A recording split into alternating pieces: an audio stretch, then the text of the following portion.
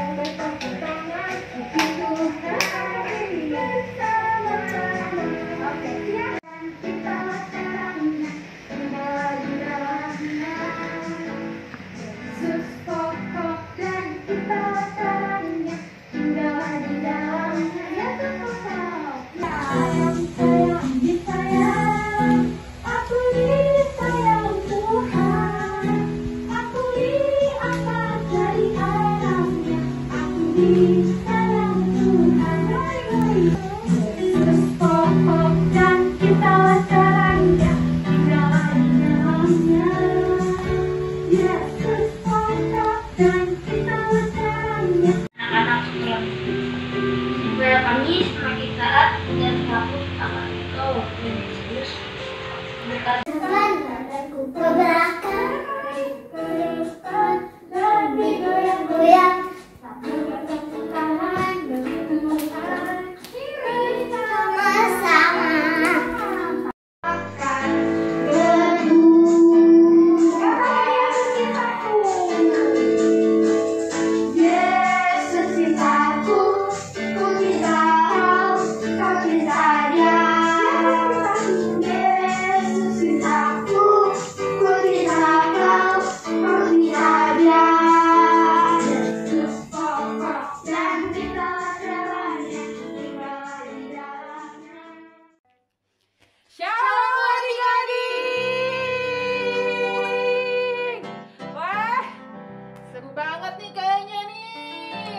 adik-adik udah mulai sibuk sekolah lagi ya? Iya nih Kak, aku juga udah sekolah lagi. Sudah mulai sekolah lagi ya? Sudah divaksin belum? Penting loh. Aku udah. Kamu udah? Udah 2 kali. Iya, soalnya kan sekarang kan mulai masuk sekolah ya, mulai PTMT. Mesti divaksin dulu biar kita lebih terjaga. Ya adik-adik ya. Oke, selamat loh, sekolahnya mesti semangat ya. Di tahun yang baru lebih berprestasi lagi ya Kak Iva. Harus dong, Kak. Iya. Adik-adik, coba kamu lihat. Lihat. Ada yang kenal nggak ya teman barunya Kak Ursula ini? Siapa ya? Adik-adik tahu nggak? Temannya Kak Ursula ini dulu adalah anak sekolah minggu. Anak sekolah minggu yang setia. Anak sekolah minggu yang setia dan sekarang mau ikut melayani Tuhan. Siapa ya namanya ya? Ayo. Siapa ya namanya ya? Siapakah namanya Kak? Kak Ivi. Kak Ivi ya. Puji Tuhan loh, Kak Ivi dari kecil setia ikut sekolah minggu dan sekarang melayani Tuhan. Kamu juga harus setia. Suatu hari kamu akan ikut sama Kak Ursula melayani di sekolah minggu. Mau? Kita kasih tepuk tangan dulu ya buat Tuhan Yesus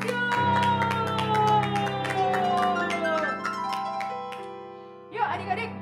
Sekarang kita mau siapin hati kita untuk menyembah Tuhan ya. Siapin hatinya. Jangan sambil makan. Jangan sambil tidur-tiduran. Kita mau menghargai Tuhan. Kita mau nyanyi yang terbaik buat Tuhan ya. Kita mau katakan, bukan dengan kekuatanku ku dapat jalani hidupku. Bukan dengan kekuatan ku dapat jalani hidupku. Tanpa Tuhan yang di sampingku, ku tak mampu sendiri.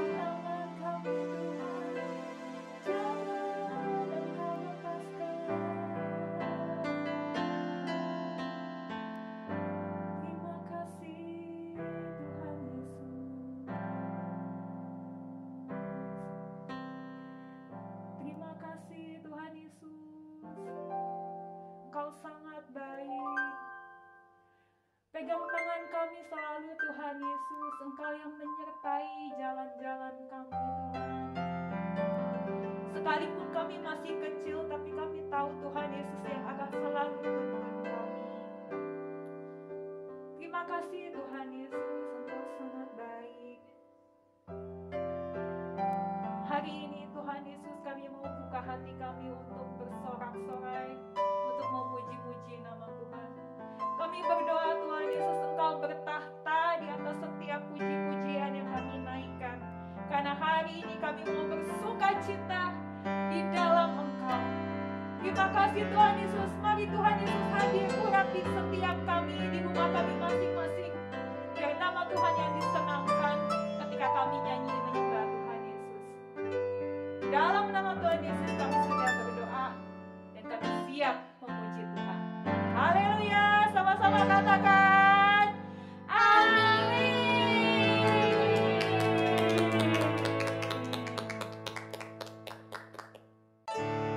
Laskar Kristus siap. Belum semangat? Kurang ya, Kak? Kurang ya? Jongkok lagi ya? Jongkok, ayo, semua di rumah jongkok dulu. Kak Ivy, lompatnya mesti tinggi ya. Oke, Kak. Nyampe ke plafon nggak? Waduh, nabrak, Kak. Pokoknya loncatnya mesti tinggi, oke? Siap ya? Siap ya? Siap. Laskar Kristus siap. Tepuk Yesus. Yes. Sus. Yesus. Yes. Siapa di sini Laskar Kristus? Aku. Kalau suara juga. Kalau gitu kita mau nyanyi lagu Markas Iblis Dihancurkan. Siap ya? Oke, tepuk tangan dulu Kak Ivy. Ikutin gerakannya ya. Siap ya? Kita mau hancurkan markasnya iblis ya. Semangat. Siap? Markas iblis dihancurkan, panji Yesus ditinggikan. Akulah pahlawan setiap hari ku bernyanyi bahwa kita tetapi kabarkan Injilnya. Siap?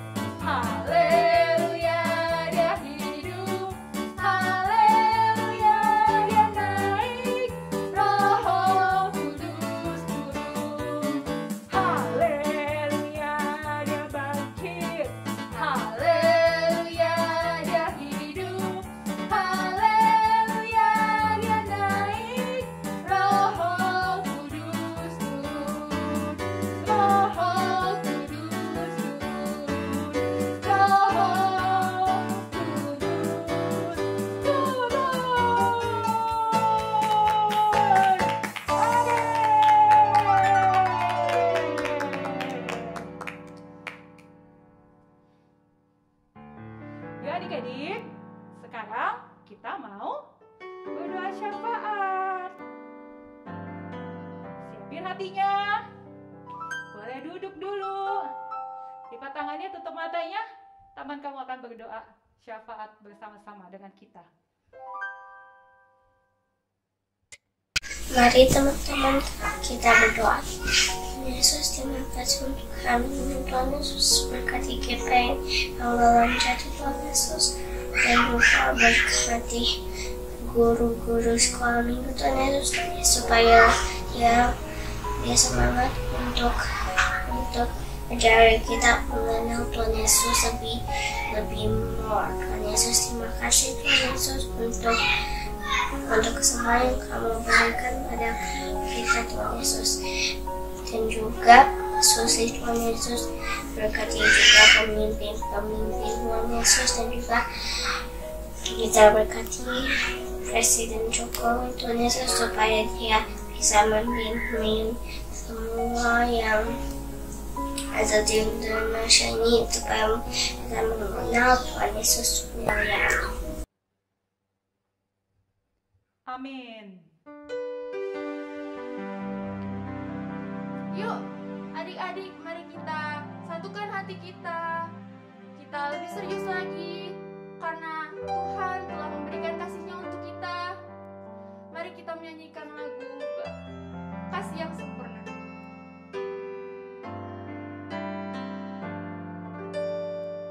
Kasih yang sempurna telah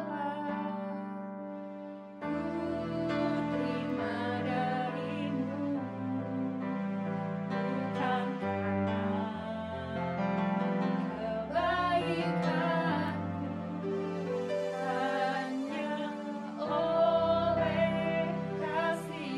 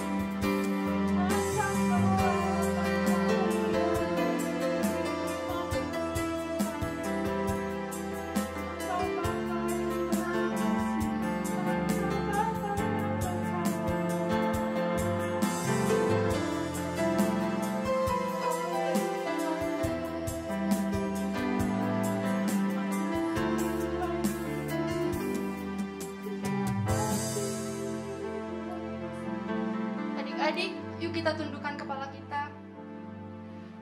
Tuhan Yesus, terima kasih Tuhan untuk hari ini. Kami masih bisa menyembah-Mu Tuhan, kami masih bisa memuji-Mu. Tuhan, sekarang kami ingin mendengarkan firman-Mu Tuhan. Ajar kami untuk duduk diam, untuk mendengarkan firman-Mu. Tuhan, berkati untuk firman yang akan diberikan, agar tidak hanya kami mendengarkan, tapi kami juga melakukannya Tuhan. Terima kasih Tuhan Yesus, dalam nama Yesus Halia, amin.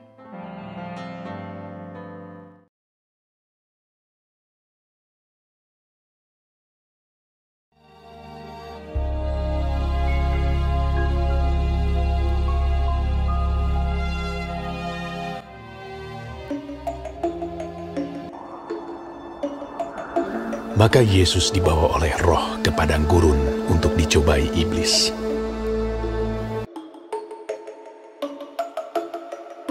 Dan setelah berpuasa 40 hari dan 40 malam, akhirnya laparlah Yesus. Lalu datanglah si pencoba itu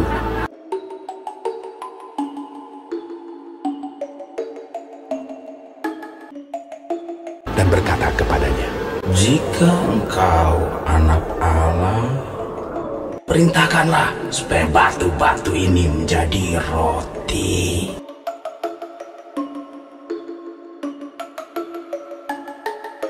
Tetapi Yesus menjawab, "Ada tertulis, manusia hidup bukan dari roti saja, tetapi dari setiap firman yang keluar dari mulut Allah."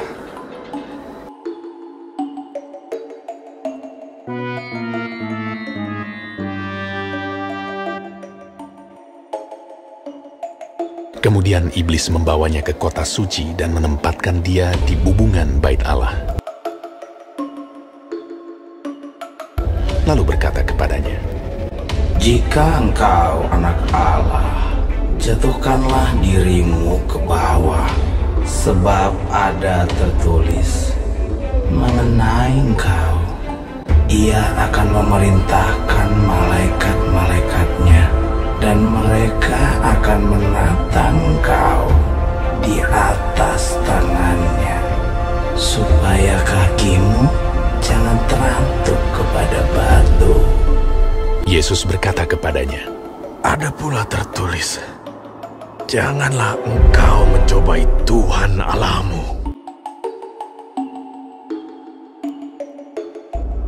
Dan iblis membawanya pula ke atas gunung yang sangat tinggi dan memperlihatkan kepadanya semua kerajaan dunia dengan kemegahannya, dan berkata kepadanya, semua itu akan kuberikan kepadamu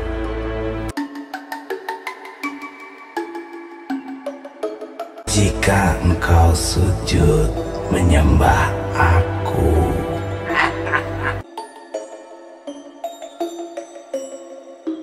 Maka berkatalah Yesus kepadanya, Yalah iblis, sebab ada tertulis, engkau harus menyembah Tuhan Allahmu, dan hanya kepada Dia sajalah engkau berbakti.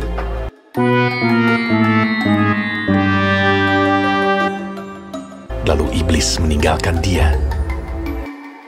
Dan lihatlah, malaikat-malaikat datang melayani Yesus.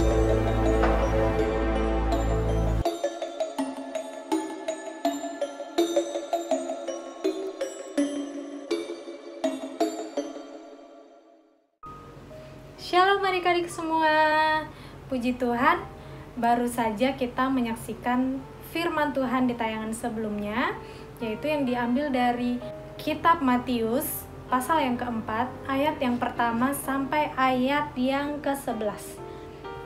Kita bisa lihat ya, bagaimana perjalanan Yesus ketika Yesus sudah dibaptis di sungai Yordan. Ketika Yesus sudah dibaptis, itu artinya Yesus sudah menerima Roh Kudus dalam dirinya, dalam hidupnya adik-adik. Nah, saat itu ketika sudah dibaptis, Roh membawa Yesus ke suatu tempat, yaitu padang gurun. Adik-adik tahu ya, padang gurun itu adalah suatu tempat yang susah sekali kita untuk mendapatkan air. Sehingga di padang gurun itu hanya ada tumbuh-tumbuhan ataupun hewan tertentu yang bisa hidup. Nah, jadi karena kita susah untuk mendapatkan air, gak ada manusia yang mau tinggal di padang gurun adik-adik. Tetapi saat itu justru Yesus dibawa oleh Roh ke padang gurun. Yesus berpuasa selama 40 hari 40 malam lamanya. Wow, kakak mau tanya dulu, kalau adik-adik nggak makan ataupun nggak minum selama 1 hari aja, apa yang adik-adik rasakan? Sama ya, Kak Riris juga pasti merasakan hal yang sama dengan adik-adik. Kita pasti merasa lapar, kita pasti merasa lemah, nggak punya tenaga. Bahkan kita bisa pingsan loh adik-adik ketika kita tidak makan ataupun tidak minum 1 hari aja. Kira-kira Yesus merasakan hal yang sama nggak seperti yang kita rasakan? Benar adik-adik, pasti saat itu Yesus merasa lapar, merasa lemas, merasa nggak punya tenaga ya adik-adik. Nah, disitulah si iblis datang dan ingin membawa Yesus jatuh ke dalam dosa. Nah, pencobaan yang pertama yang dilakukan oleh si iblis kepada Yesus saat itu adalah Yesus disuruh mengubah batu menjadi roti. Pertanyaan kakak, kira-kira Yesus sanggup gak melakukan hal yang disuruh oleh iblis itu? Benar adik-adik, Yesus bisa. Tetapi Yesus mau gak mendengarkan? Gak mau. Yesus gak mau dengar-dengaran dengan iblis.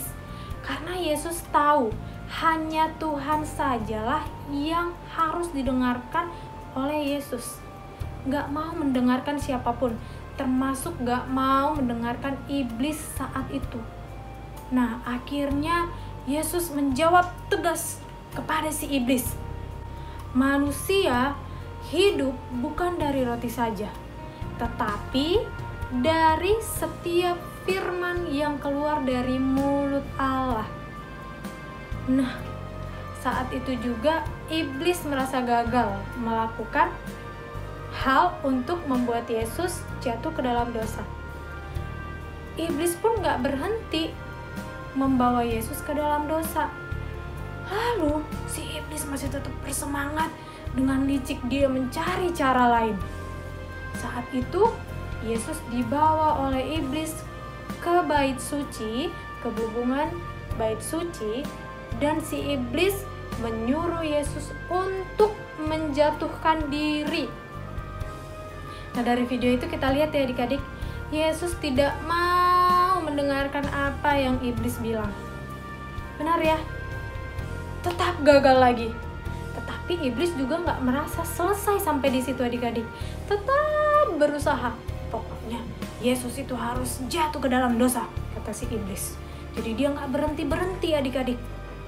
Lalu yang ketiga, si iblis juga membawa Yesus ke gunung yang sangat tinggi dan menunjukkan kemegahan suatu kota dan berkata kepada Yesus, "Kalau kamu mau melakukan hal yang kuperintahkan, yaitu dengan menyembah aku, semua kemegahan yang kamu lihat ini akan kuberikan kepadamu," kata si iblis. Wow, kira-kira kalau ada yang tawarin sesuatu hal ke adik-adik lalu disuruh meninggalkan Tuhan, ada yang mau nggak? Pasti nggak mau ya adik-adik ya. Kita harus sama seperti Yesus. Di tayangan sebelumnya Yesus tetap nggak mau, karena Yesus hanya mau dengar-dengaran kepada Tuhan Allah. Lalu apa yang dikatakan Yesus saat itu adik-adik? Yesus bilang seperti ini. Pada ayat 10, maka berkatalah Yesus kepadanya, kepada si iblis maksudnya, "Enyahlah iblis, sebab ada tertulis, engkau harus menyembah Tuhan, dan hanya kepada Dia sajalah engkau berbakti." Ketika itu, iblis pergi dan malaikat-malaikat Tuhan datang kepada Yesus. Kenapa Yesus bisa melakukan hal itu, Kak Riris? Kenapa Yesus bisa menang melawan si iblis jahat itu? Karena Yesus sudah menerima Roh Kudus dalam dirinya, dalam hidupnya, sehingga Yesus bisa menang dari godaan-godaan si iblis. Nah, adik-adik, Kak Riris mau ajak, Kak Riris mau ingetin adik-adik yang ada di rumah, kita juga harus sama seperti Yesus.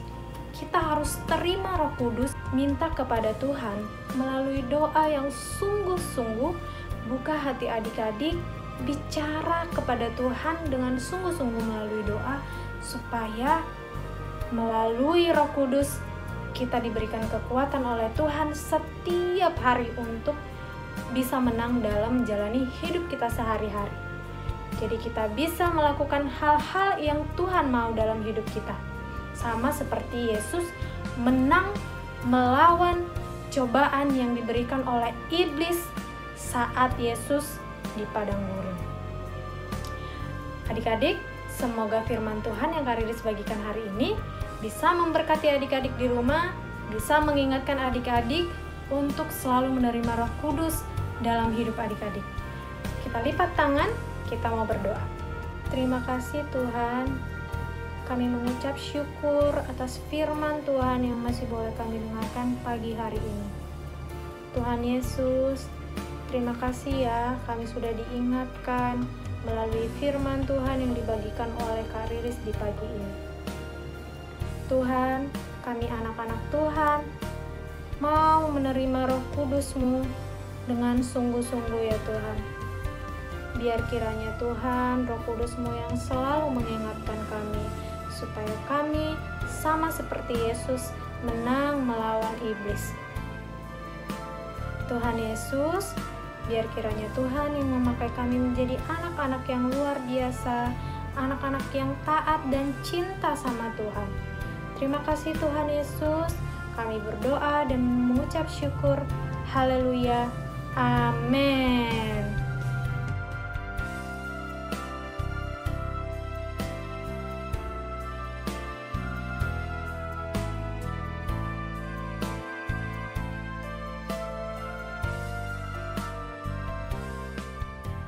Matius 4 ayat 10b. engkau harus menyembah Tuhan Allahmu dan hanya kepada Dia sajalah engkau berbakti.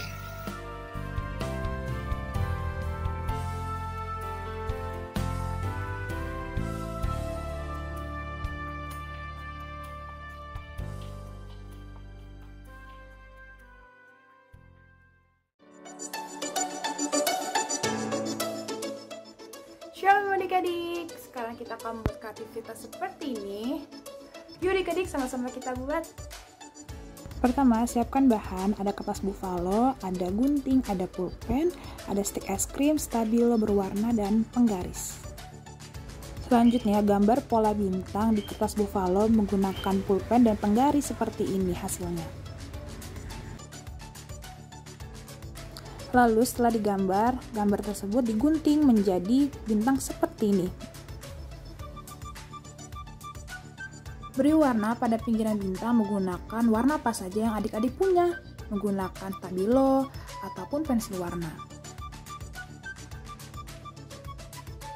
Lalu kita sama-sama menulis ayat hafalan dari Matius 4 ayat 10b. Dan terakhir, tempelkan stik es krim kepada bintang. Selamat mencoba adik-adik, Tuhan Yesus memberkati.